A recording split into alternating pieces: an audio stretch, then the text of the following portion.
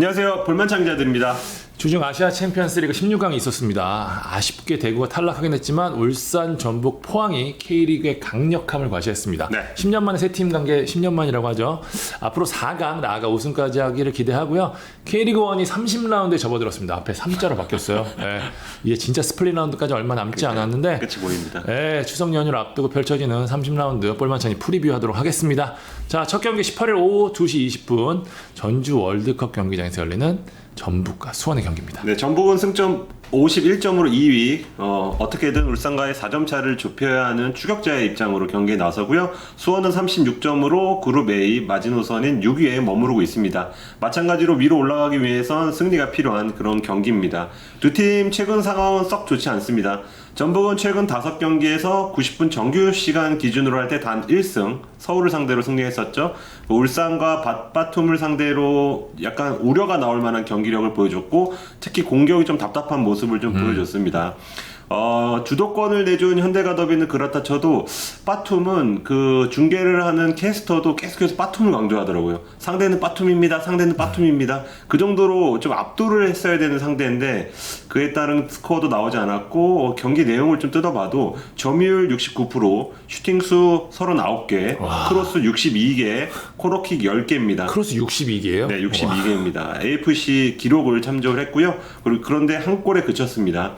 최근 5경기 중에 서울전을 제외할 때 4경기에서 페널티 빼면 필드골은 한 골밖에 없습니다. 공격 전개 속도가 느리고요, 확실히. 그리고 박스 부근에선 창의성이 조금 떨어지고 적극적인 슈팅 시도도 좀 나오지 않는 그런 모습을 보입니다. 시즌 초 떠올렸을 때는 전북이 박스 안에서 집중력과 결정력이 그렇죠. 굉장히 높았어요. 김보경, 일류첸코가 나왔는데 지금은 그런 모습이 조금 사라졌다고 봐도 될 것 같습니다.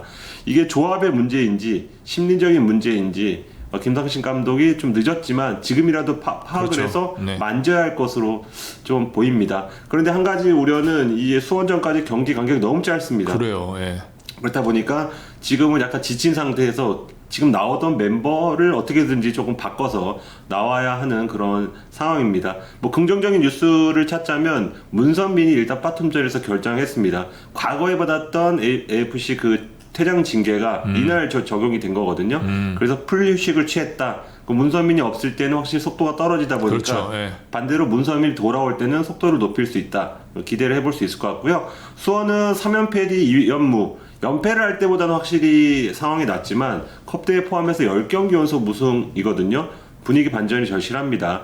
이기기 위해서는 아무래도 골이 필요한데 좀 안타깝게도 팀 내 득점 2위인 김건희, 정상빈을 이날 볼 수 없습니다. 김건희는 탈장 시술받고 돌아와서 최근에 팀 훈련 합류했습니다. 그런데 전북전은 이르다는 좀 평가가 있고 9월 말 슈퍼매치에 맞춰 돌아오지 않을까 이렇게 전망을 해봅니다. 정상빈은 그 부상 복귀골을 넣었던 광주전에서 경고를 받으면서 경고 누적으로 이날 빠집니다. 지금 권창훈, 최성근, 전세진도 부상 중이잖아요. 그래서 최전방뿐만 아니고 2, 3선 구성도 쉽지 않다. 그 전세진은 좀 큰 부상이라는 좀 우려가 좀 있었는데 약간 타박을 세게 받은 거여서 뭐 한 1, 2주만 지나면 복귀할 수 있을 것으로 좀 전망이 됩니다. 한 가지 좀 유리한 점은 주중에 일단 쉬었습니다. 그렇죠. 그래서 체력 면에서 앞설 수 있기 때문에 이 점을 파고들지 않을까 생각을 하고요. 전북에 대한 자신감도 조금 올라온 상태. 10경기 연속 전북에 승리하지 못하다가 지난 5월이었죠. 백승호 더비로 관심을 끌었는데 그 경기에서 3대1로 승리를 한 기억이 있습니다. 이날 경기의 키플레이어는 언급한 대로 전북 문선민으로 하겠고요. 수원은 헨리로 하겠습니다. 일단 돌아옵니다. 경기 양상이 전북이 두들기는 양상으로 펼쳐질 것으로 좀 예상이 되는데 그렇다면 문선민의 문전 침투와 헨리의 철벽 방어가 양 팀에겐 중요할 수밖에 없을 것 같습니다. 예측해 보겠습니다. 저는 전북 승하겠습니다. 후반 힘싸움에서 서서히 수원이 밀릴 것 같습니다. 저는 무승부하겠습니다. 수원이 실마리를 찾았다는 점에서 지지는 않을 것 같은 생각이 좀 들더라고요. 3연무 예측해 주셨습니다. 자, 두 번째 경기 18일 오후 4시 반 광주 전용구장에서 열리는 광주와 제주전입니다. 최근 4경기 폼을 분석을 할 때 3승 1무를 한 팀이 3팀 있습니다. 선두 울산, 돌풍팀 수원FC, 그리고 강등 후보로 꼽힌 광주입니다. 광주의 최근 페이스가 얼마나 좋은지를 나타내는 지표라고 보여지는데 분위기도 좋습니다. 김호영 감독은 제가 과거 인터뷰에서도 한번 썼었는데 주변에서 심지어 구단 내부에서도 수비적으로 좀 나서야 되는 거 아니냐, 우리가 지금 연패를 탈출해야 되는 거 아니냐, 이런 목소리가 있었는데 끝까지 지금까지 포백을 밀어붙였습니다. 뭐 포백이 반드시 공격적이다 이런 건 아니지만 그래도 김호영식 축구는 엉덩이를 뒤로 빼지 않는다. 그 결과가 최소 무승부예요. 패가 가장 많죠. 27경기를 치른 현재 5번밖에 비기지 않았습니다. 남자의 팀이군요. 네, 남자의 팀입니다. 공교롭게 최다 무승부를 기록 중인 팀은 뭐 창기도 잘 알다시피 광주와 상대할 제주입니다. 27경기에서 절반에 조금 못 미치는 13번 비겼습니다. 제주의 스타일은 아시는 대로 안정성을 기반으로 한다고 볼 수 있는데요. 색깔이 다른 두 팀이 맞붙으면 어떤 결과가 펼쳐질까, 어떤 내용이 펼쳐질까 굉장히 좀 궁금한데 지난 두 번의 맞대결에서는 1대1과 0대0 스코어로 비겼습니다. 그러니까 이전까진 아무래도 제주가 원하는 대로 흘러갔다고 봐도 좀 무방한 그러네요. 합니다. 이번 대결을 앞두고 이번 대결 좀 재밌어 보이는 게 제주 분위기도 지금 광주 못지않게 그렇죠. 좋습니다. 네. 최근 4경기에서 3승 1패, 승점 9점을 따내면서 그룹 A가 서서히 보이는 위치까지 올라섰습니다. 이 경기 승리한다는 가정하에 다른 팀 결과에 따라서는 그룹 A까지 올라갈 수 있습니다. 6위권 내 진입이 가능하죠. 그렇습니다. 그리고 이날은 핵심 수비수인 정훈이 카드 징계에서 돌아와서 스쿼드가 더욱 탄탄해진 상태입니다. 광주는 제주전 이후에 전북, 울산, 포항 와. 죽음의 3연전입니다. 제주는 광주전 이후에 대구, 포항 만만치 않습니다. 그래서 이 경기에서는 뭐 비기고 이런 걸 떠나서 어떻게든지 두 팀 모두 승점 3점을 노리려고 할 것으로 예상됩니다. 최근 흐름이 좋다 보니까 양팀 모두 큰 라인업에 큰 변화 없이 나설 것으로 보이는데 저는 4경기 만에 지난 인천전에서 골을 터뜨린 주민규가 이 경기에 키를 쥐고 있다고 보는데요. 상대팀인 허율도 지난 경기에서 데뷔골 터뜨리고 기세는 좋지만 득점력과 문전 무게감 아무래도 주민규가 앞세울 것이라고 좀 예상이 됩니다. 네, 중원 싸움도 볼만한데요. 이창민 지금 2경기 연속골 터뜨리고 있습니다. 연속 결승골입니다, 심지어. 그렇습니다. 지난 인천전에서는 후반 추가 시간에 골을 넣었었는데 이 이창민을 어떻게 광주가 잠재우느냐가 포인트입니다. 지금 이순민이 중원에서 광주에서 잘해주고 있는데 이창민을 잘 알고 있는 전 팀 동료인 이찬동이 이창민을 잡기 위해서 나설 수도 있다는 제주에서 함께 뛰었죠. 네, 전망을 해봅니다. 조나탄에 대해서 많이 궁금해 하시는데 팀 훈련에 조금씩 참여하고 있다고 하고요. 슈팅도 때린다고 합니다. 이 정도면은 뭐 나올 수 있는 거 아니냐고 할 수 있지만 체력 문제 때문에 당장 출전은 어려워 보이고 스플릿 라운드 때나 가능하지 않을까. 반면에 제주의 자와다는 기약이 없습니다. 네. 예, 지켜보겠습니다. 무승부하겠습니다. 상성상 제주 상대로 광주가 고전을 합니다. 무승부. 양팀 흐름이 워낙 좋아서 우열을 가리기 좀 어려운 경기가 아닐까 싶습니다. 네, 세 번째 경기는 18일 오후 7시 대팍에서 열리는 대구 울산전. 이거 재밌을 것 같습니다. 주중 아시아 챔피언스 리그를 치렀던 두 팀인데요. 두 팀 모두 체력적 부담이 상당하지만 아무래도 타격은 대구가 좀 더 있어 보입니다. 대구 일단 일본 원정 다녀왔죠. 나고야를 상대로 승리할 수 있는 경기였는데 역전패를 당하면서 탈락을 했는데 8강에는 내심 노리면서 베스트 전력을 꾸렸잖아요. 네. 그렇기 때문에 더욱 아쉬운 결과였고 두 번째는 역시 뭐 격리에 대한 부담. 물론 뭐 백신을 맞았기 때문에 2주는 아니지만 그래도 15일에 귀국해서 서울에서 짧은 하루간의 격리를 했고요. 16일 대구로 내려갔습니다. 훈련 기간이 짧을 수밖에 없다는 점 걸리고요. 네. 마지막 스쿼드 상태입니다. 정태욱의 상황이 좋지 않은 것 같아요. 부상상에서 발목이 좀 많이 돌아갔잖아요. 때문에 지금 아직 정확한 결과는 나오지 않았지만 내부에서는 꽤 우려의 소리가 나오더라고요. 이번 경기가 아니라 이거 결정이 엄청 길어질 것 같은데라는 소리도 나올 정도거든요. 다행히 같이 다쳤던 이용래의 상태는 나쁘지 않은 것으로 보이는데 그래도 일단 나이가 있으니까 무리하지 않을 것 같고요. 일본 원정을 따라가지 않았던 이진용은 정상훈련을 소화 중이라고 합니다. 울산 이야기하면 울산은 뭐 승부 차이까지 가는 혈투를 치렀지만 뭐 가장 난적인 우승 경쟁에서 가장 난적으로 꼽혔던 가와사키를 꺾었다는 점에서 분위기가 좋고요. 여기에 홈에서 경기를 치렀던 만큼 이동에 대한 부담도 없다는 점에서 울산 여러모로 좀 유리한 구도에서 뛸 것 같고요. 대구는 앞서 언급드린 대로 정태욱의 공백이 상당할 것으로 보입니다. 정태욱이 사실 수비도 수비인데 이 세트피스에서 주는 위협감. 맞아요. 이 네. 대구가 높이의 팀이라는 그 이미지를 줄 수 있었던 게 정태욱이거든요, 사실. 이 글을 통해서 얻는 이익이 상당했는데 대구의 강점이 높이의 한 축이 사라졌다는 점에서 경기에 큰 영향을 미칠 것 같고요. 게다가 울산이 좀 오세훈이라는 높이가 좋은 공격수도 있잖아요. 그래서 전 대구의 키플레이어로 김진혁을 하고 싶습니다. 사실 조별리그 경고 누적으로 나고야전에는 나서지 않고 대구에 머물러 있었거든요. 그렇기 때문에 김진혁 선수가 아마 이날 경기는 수비로 내려가서 수비의 중요한 축을 맡을 가능성이 높은데 정태혁 선수가 했던 역할을 할 것 같습니다. 뭐 뚝배기는 김진혁도 밀리지 않잖아요. 좋습니다. 네. 네.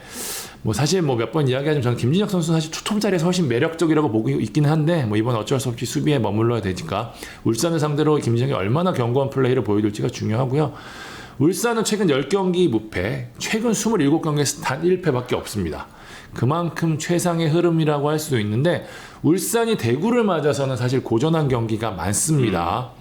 뭐 지난 3월에 열렸던 맞대결에서는 1대2로 패하기도 했고요. 최근 4경기 보면 1승 2무 1패로 굉장히 팽팽합니다. 최근 4경기에서 세징야에게만 3골을 내줬는데 저는 원두재가 이 세징야를 어떻게 봉쇄할지 세징야 최근 흐름 굉장히 좋거든요. 그 부분이 굉장히 중요할 것 같습니다. 예측해 주시죠. 울산으로 하겠습니다. 뭐 흐름 체력 뭐 여러모로 울산이 앞섭니다. 네, 저도 울산 하는데요. 뭐 비슷한 이유에다가 정태호 결정 여파가 클 것으로 보입니다. 네 번째 경기 가보겠습니다. 19일 오후 2시 인천 전용에서 열리는 인천 성남전입니다. 잘 나가는 인천 최근 주춤합니다.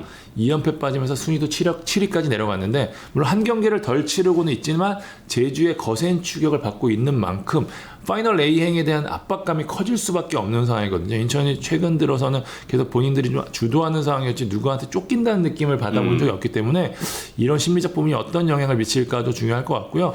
일단 스쿼드 상태를 좀 소개를 하면은 공격적은 괜찮아요. 몬테네그로 대표팀에서 복귀한 무고사가 컨디션을 회복했고요. 부상으로 지난 경기 엔트리에 제외됐던 송시우도 정상 훈련을 시작했다고 합니다.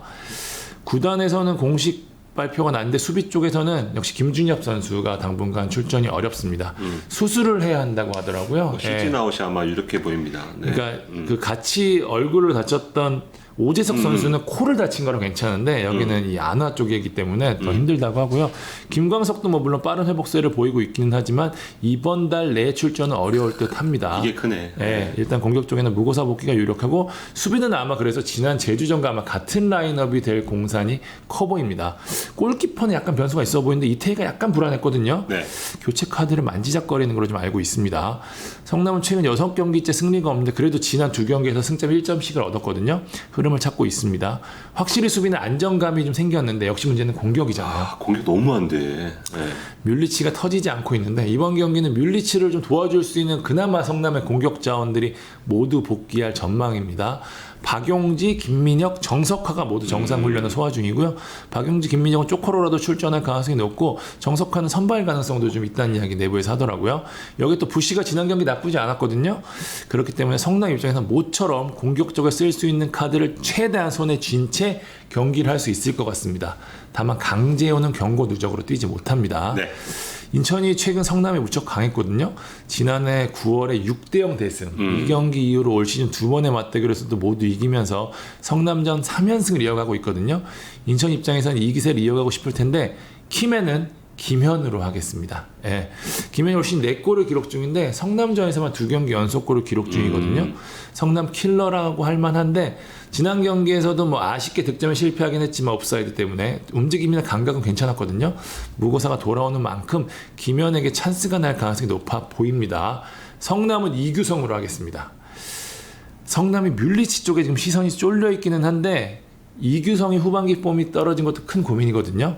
사실 수원으로 치면 한석종이랑 좀 비슷한 상황인데 성남도 본인도 모르겠다 그러고 성남 구단에서도 잘 모르겠다는 얘기를 되게 많이 하더라고요. 그러니까 이규성이 최근에 어쨌든 경기 나서면서 조금씩 나아질 기미가 보이기는 한데 이규성이 중앙에서 어떤 모습을 보이냐에 따라 성남의 공격이 조금 더 지금 카드가 많아졌기 때문에 잘 풀릴 수 있을지 여부가 결정이 나거든요. 그래서 저는 이규성을 성남 키플레이어로 정하겠습니다. 인천이 파이널 A행 그리고 성남은 강등권 탈출이라는 목표를 위해서 아주 중요한 일전인 만큼 치열한 경기가 예상이 됩니다. 재밌겠네요. 예측해 주시죠. 인천 성남전 흐름을 이어갈 것으로 보입니다. 저는 무승부 하겠는데요. 최근에 인천이 성남 잘 잡긴 했지만 인천을 가장 잘 잡는 팀 리스트에는 항상 성남이 있었습니다. 그 힘을 믿겠습니다. 마지막 경기입니다. 19일 오후 4시 반 서울 월드컵 경기장에서 열리는 서울 수원FC전입니다. 네, 서울부터 살펴보겠습니다. 안익수 감독 데뷔전이었던 성남전에서 비기면서 무승이 7경기로 늘어났습니다. 파이널 라운드에 돌입하기 전에 어떻게든 반등을 해야 되는데요.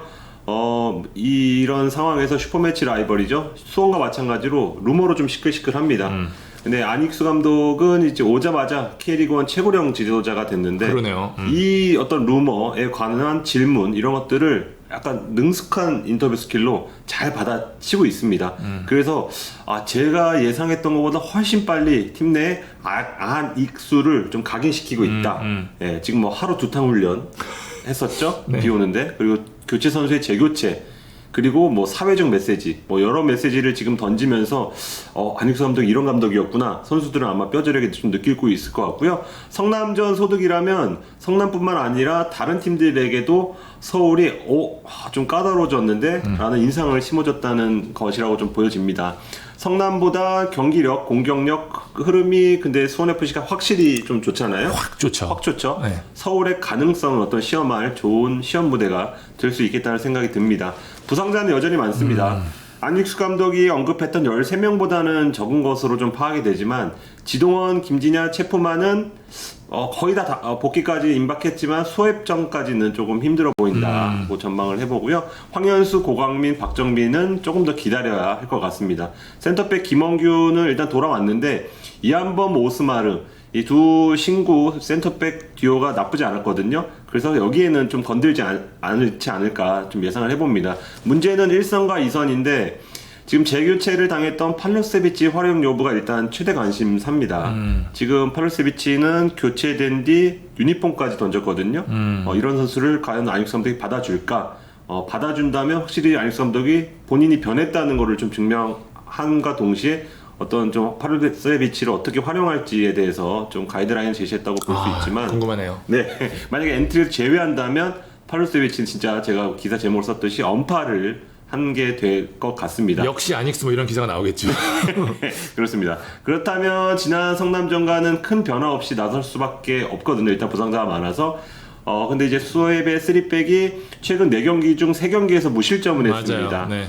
예, 이런 상황에서 나상호의 폼이 지난 3월이죠. 기성용의 레이저 패스 받아서 득점했을 때 그 상대가 수협이에요. 돌아보면. 근데 그 시절처럼 돌아오지 않고 있습니다. 그렇다면 여전히 조용우에게 의존해야 되고 약간 득점은 수협 상대로 정말 쉽지 않을 것이다. 이렇게 좀 예상해 봅니다. 여기에 수협은 수비 쪽에 희소식이 있습니다. 오른쪽 윙백인 정동호가 부상해서 돌아왔는데요. 원래 주전이었죠. 네, 이제 조유민이 그 자리에서 잘해주고 있기 때문에 누굴 쓸지 고민해야 될 정도로 그 자리가 좀 풍성해진 느낌이 있습니다.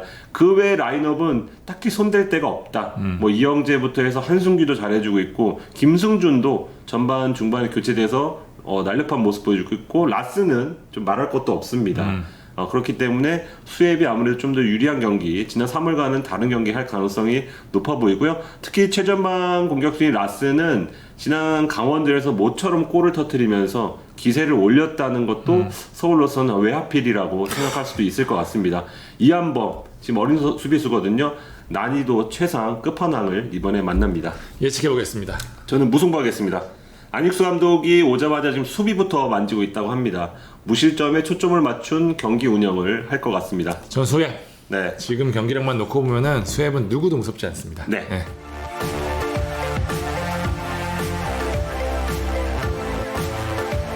자, 30라운드 프리뷰 해봤습니다. 코로나 걱정 없이 가족들과 함께 즐겁게 보내는, 그리고 K리그와 함께하는 풍성한 한가위가 되길 볼만찬이 기원하도록 하겠습니다. 네. 지금까지 볼만찬 기자들이었습니다. 감사합니다.